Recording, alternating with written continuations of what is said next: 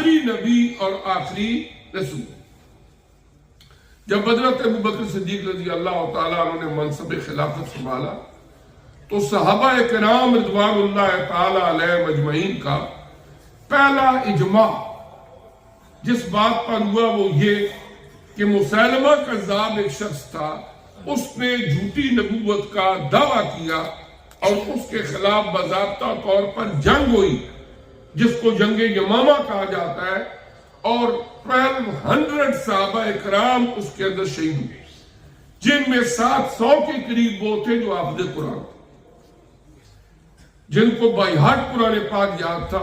اور یہ ختم نبوت پر اجماع تھا صحابہ کرام کا حضور علیہ السلام کے وصال مبارک کے بعد.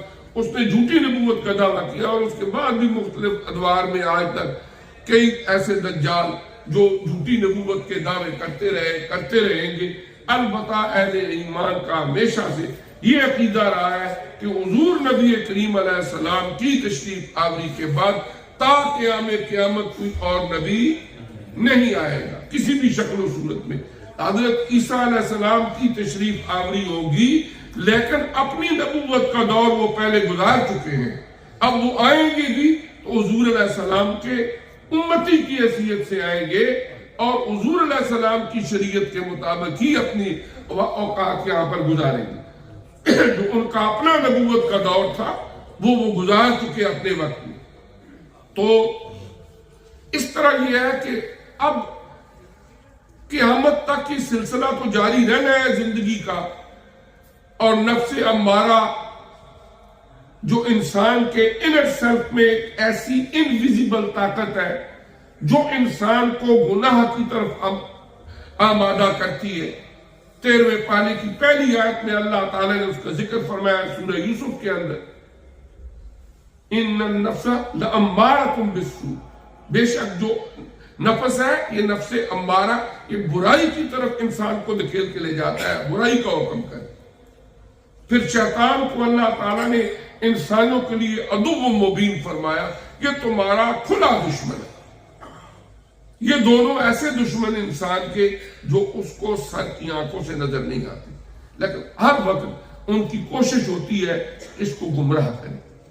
اب اس گمراہی سے بچانے کے لیے اللہ تبارک و تعالی نے ہر دور کے اندر ظاہری تعلیمات کے لحاظ سے بھی اور باطنی کیفیات کے لحاظ سے بھی اللہ تعالیٰ نے اپنے کچھ ایسے بندے بھیجے جو انسانوں کو رشد و ہدایت کے رستے پر لاتے رہے.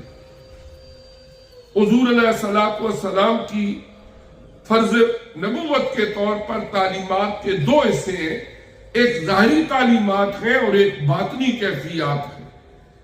قرآن نے ان کو وَيُعَلِّمُهُمُ الْكِتَابَ وَالْحِكْمَةَ وَيُزَكِّيهِمْ سے تعبیر کیا ہے کہ حضور علیہ السلام کتاب و حکمت کی تعلیم بھی دیتے ہیں اور آپ انسانوں کا تزکیہ نفس بھی کرتے ہیں. اب ظاہری تعلیمات بحمد اللہ تعالی قرآن عزیز صدیاں بیتنے کے باوجود، ان گنت سازشوں کے باوجود اپنی اصلی شکل میں موجود ہے. حضور نبی کریم علیہ السلام کے ارشادات عالیہ وہ اپنی اصلی شکل کے اندر موجود ہیں، اور حضور نبی کریم علیہ السلام نے گفتگو کرتے ہوئے اگر اپنے کسی انگلی کا اشارہ کیا تو قیامت تک وہ بھی زندہ ہے. مثلا اس کی مثال آپ دیکھیں کہ بخاری شریف کی روایت ہے، حضور علیہ السلام نے اپنے صحابہ اکرام کو فرمایا کہ وہ جسے اللہ تعالی 3 بیٹیاں عطا فرمائے وہ ان کی پرورش کرے، اچھی تربیت کرے، ان کی شادیاں کر دے، وہ اور میں کل قیامت کے دن ایسے ہوں گے جیسے یہ 2. اب بات تو سمجھ نہیں آتی نا. آپ نے فرمایا کہا تعین، جیسے یہ 2، اور اس وقت آپ نے اپنی ان انگلیوں کا اشارہ فرمایا.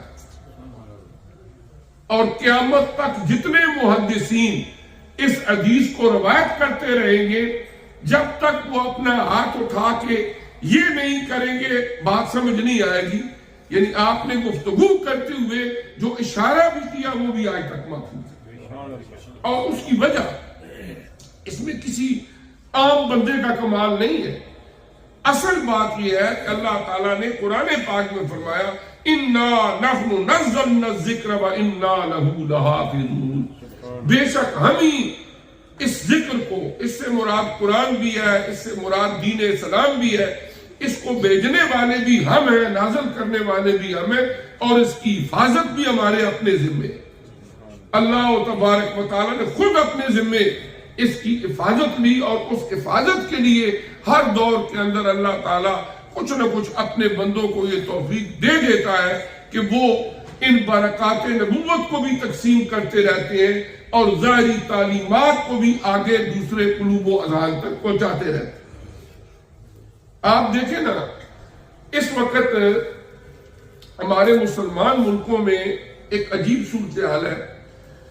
اگر جدید علوم کو آپ دیکھیں، ٹیکنالوجی کی یونیورسٹیز حکومت کے زیر اہتمام، آئی ٹی کے بڑے بڑے ادارے، بلکہ باہر کی یونیورسٹیوں کے بڑے بڑے کیمپس بڑے بڑے شہروں کے اندر ان گنت اور بے شمار، جن کی بڑی ہی ہائی فیسیں بھی ہیں، لوگ پے کرتے ہیں.